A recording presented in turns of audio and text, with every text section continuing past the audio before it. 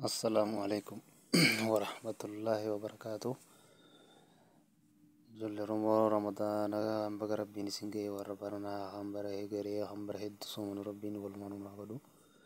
الروان جم جيسا تكا إذن في شبكة موبايلي ريال جاتما يقين بخمبري جاتما رتو جدو جودا هارا نما هاراتي إن دعو غري ونغرتي بكاي دعو غري شبكة كونيس خانما شودو جرا شبكة خنا يويني نشودي سين ولر لالو دي فما والقامن يجمع شبكة نهاري أبان تيفي ربطانا خنا خيس شبكة هدوتو بنما أبي هدوتو وشبكة بلا شا دلقا جرا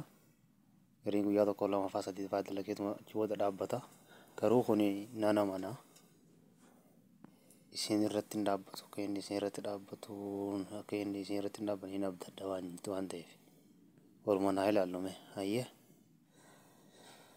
yuutuubiin kiyya kun illee haaraa waan ta'eef sabskraayibii godha sabskraayibiidhaan guddisaadhaan isin hin jaa dhiifamaa wajjin buleeyyoon aappiin kunoo kana aappiin isuma ammantan ilaallee agarru kana jechuudha VNetwork kayyoo kana VNetwork waan kayyoo kana diimaa kana ni agartan jedhii yaada akkasitti haa ilaallu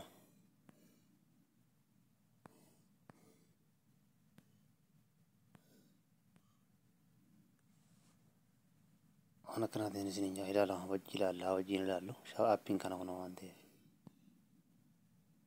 anamma isuma irratti hin daleessisaa jira mobaayilii 60 irratti dalaga jechuudha waa takka waayifii fi kan hin kabiraa keessaa qabu sin qabu waan ta'eef ilaalaa ijoollee oromoo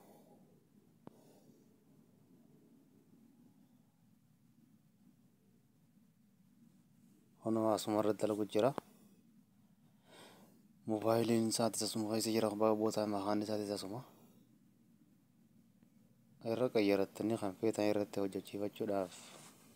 sun filannoo keessan ilaalammaa asirratti isin dalaga ani immoo kan duraan kanarratti hin daleessisu jira kan duraan kanarratti hin daleessisu jira ammas deebiitiin kanarratti daleessisu jira kanarratti isin dalaga kanarratti illee ni dalaga akka feetan fedhina teessanii jechuudha akkasiitiin isin hin jaa haa waliin ilaallu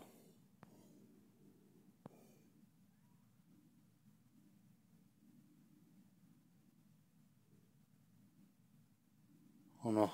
akkuma ammaa agartan kana hedduu bareedaadha baay'ee takka nama gammachiisa wallaahi irraa fayyadaman isin hin jaa yuutuubii kiyya kanaaf namoonni haaraa taatan guddisaa yuutuubii kana sabskiraayib godha jadiida waan ta'eef haarawaa waan ta'eef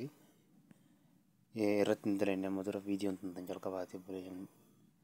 kan muslimaatis kan kiristaanaatis kan afaan tokko dubbannu hundinuu obboleeyyan nuti waan ta'eef subscribe